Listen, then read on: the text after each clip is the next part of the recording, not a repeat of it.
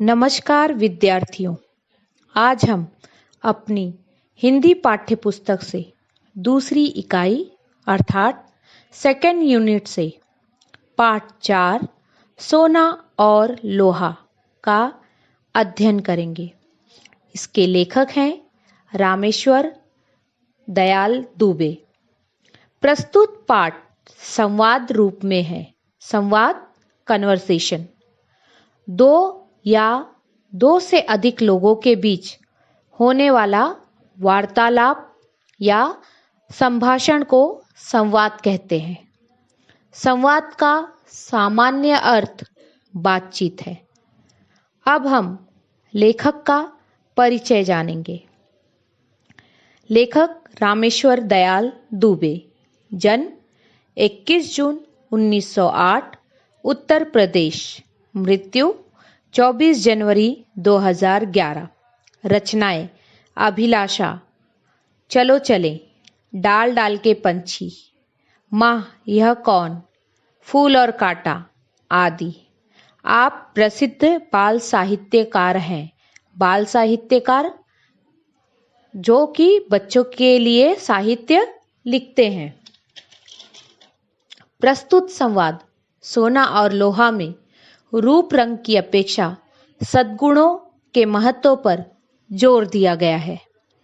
बच्चों, इस पाठ के द्वारा लेखक ने हमें सोना और लोहा का उदाहरण देते हुए जीवन के सत्य को समझाने की कोशिश की है। लेखक ने इस पाठ के द्वारा रंग रूप अर्थात जो बाहरी सुंदरता होती है उसकी अपेक्षा मनुष्य के सद्गुणों को महत्व दिया है। सद्गुण, अच्छे गुण, अच्छे विचार। रंग रूप, यह तो जीवन में कुछ क्षणों के लिए ही होंगे, परंतु मनुष्य अपने गुणों के द्वारा ही पहचाना जाता है। अर्थात हमें दुनिया में पहचान अपने गुणों के द्वारा मिलती है, न कि रंग रूप के द्वारा। इसलिए हमें चाहिए कि हम अपने गुणों का विकास करें और मनुष्य के सद्गुण ही उसके जीवन की पूंजी होते हैं। आइए हम पाठ का वाचन प्रारंभ करते हैं। पाठ 4 सोना और लोहा। सोना, बच्चों, सोना को हम और क्या कहते हैं? स्वर्ण। और इंग्लिश में इसे क्या कहते हैं? गोल्ड। और लोहा, लोहा मतलब आयन। सोना, जिससे आभूषण बनाया जाता है। सोना पीले रंग का होता है और हमें मालूम है कि यह काफी महंगा होता है। वहीं हम लोहे को देखते हैं तो लोहा बहुत मजबूत धातु है। धातु मटेरियल कहा जाता है।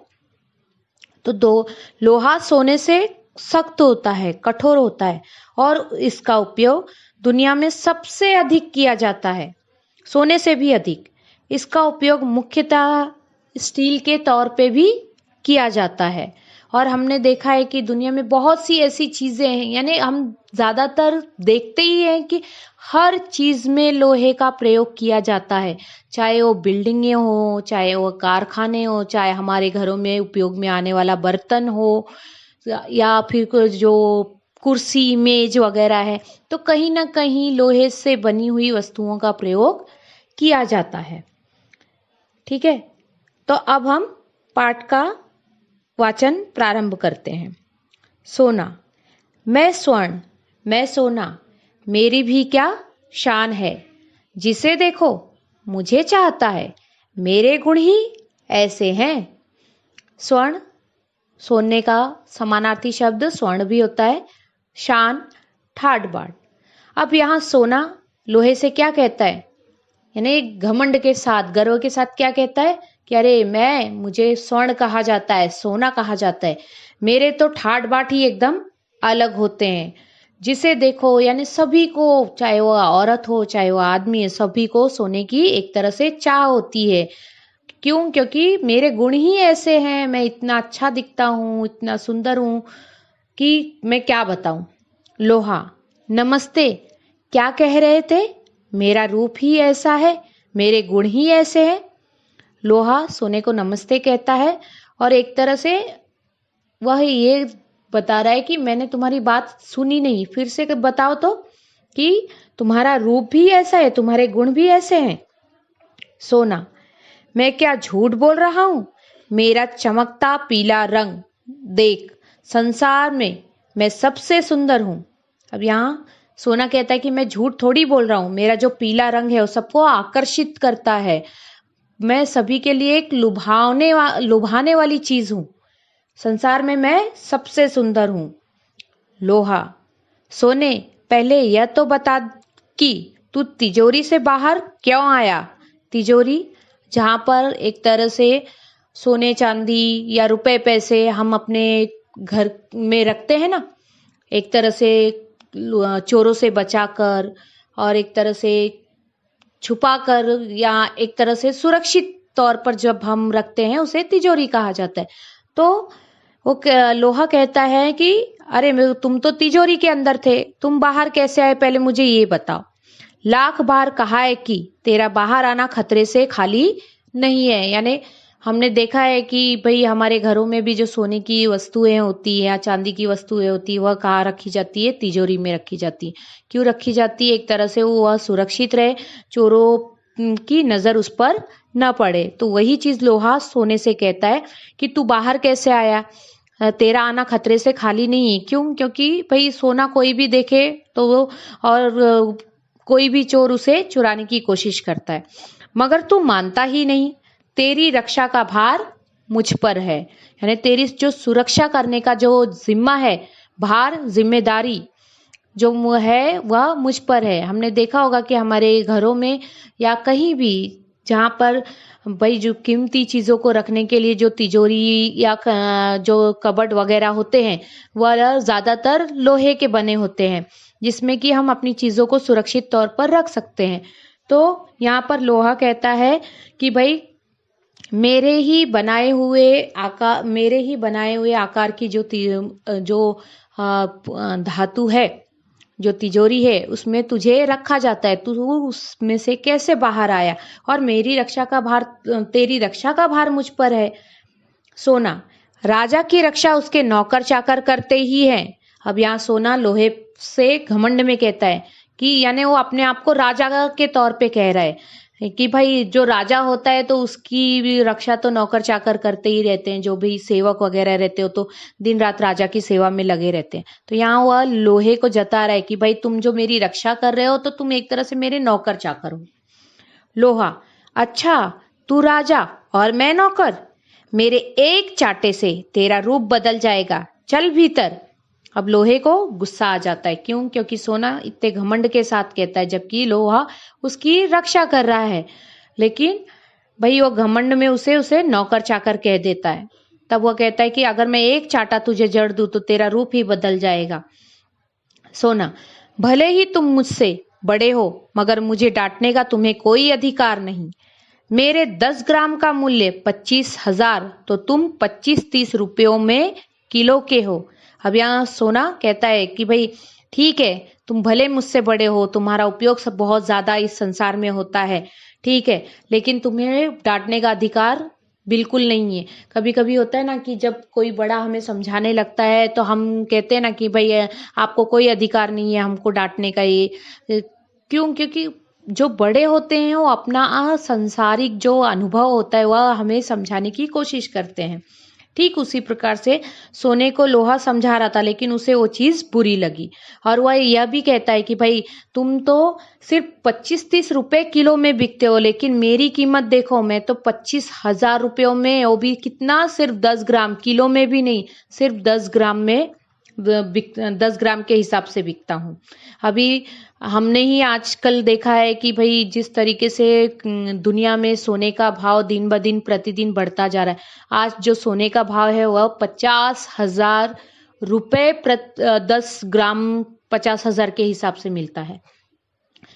लोहा, रुपयों में किसी वस्तु का मूल्य लगाना व्यर्थ है।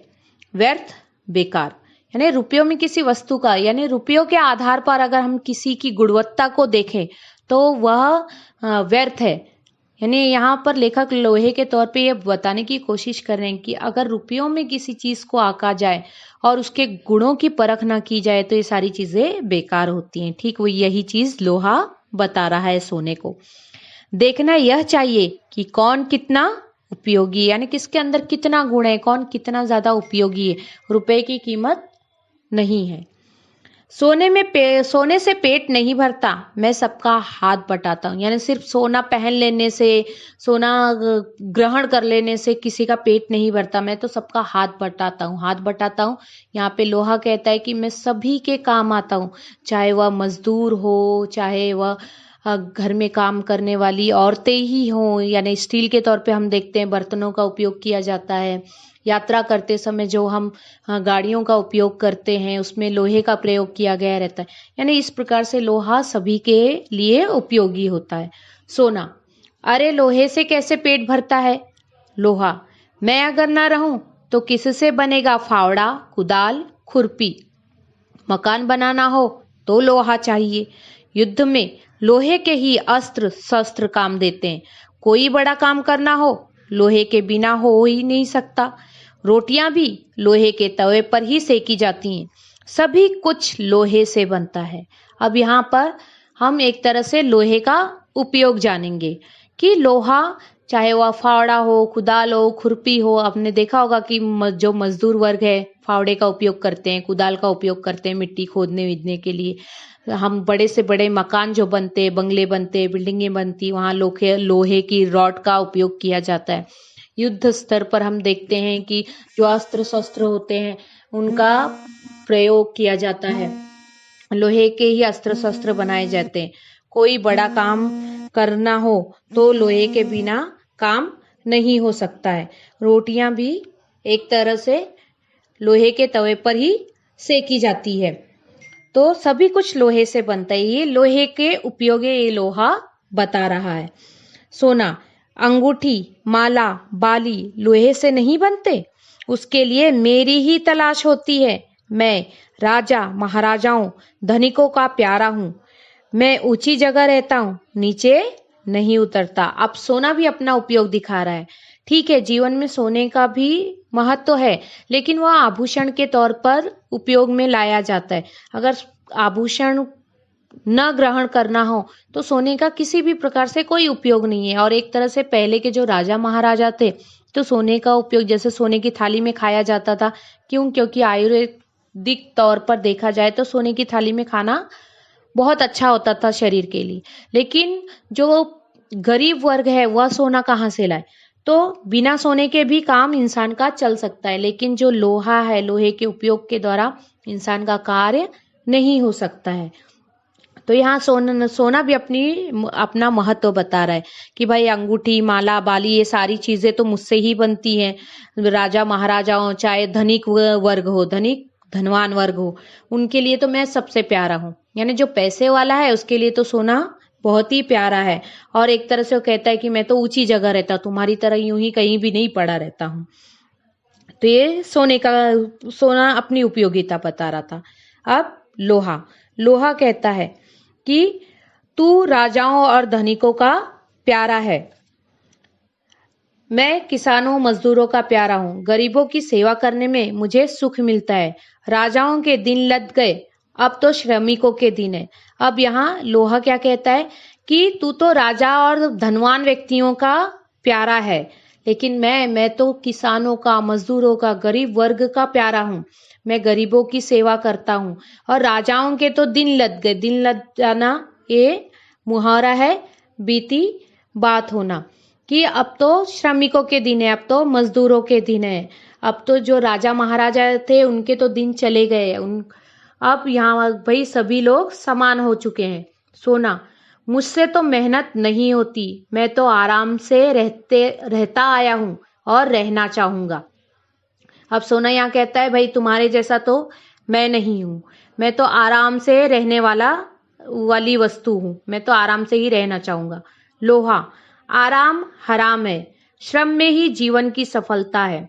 तुमने देखा है मैं कितना काम करता हूँ। मैं कल कारखानों में दिन रात काम करता हूँ। जो काम करेंगे उन्हीं का सम्मान होगा। अब यहाँ पर लोहा क्या कहता है कि वही जीवन में आराम हराम है, यानी हमें सतत काम करते रहना चाहिए, श्रम करते रहना चाहिए। और तुमने देखा ही है कि मैं कितना काम करता हूँ, यानी लोहा कल कारखानाओं में उपयोग में आता है, हर कोई के उपयोग में आता है। तो जो काम करेगा उसी का इस संसार में सम्मान होगा, उसके ही गुण गाए जाएंगे, उसके रुपयों की कीमत को नहीं आंका जाएगा। सोना, तो मेरा अब क्या होगा दादा, मुझे घबराहट हो रही है।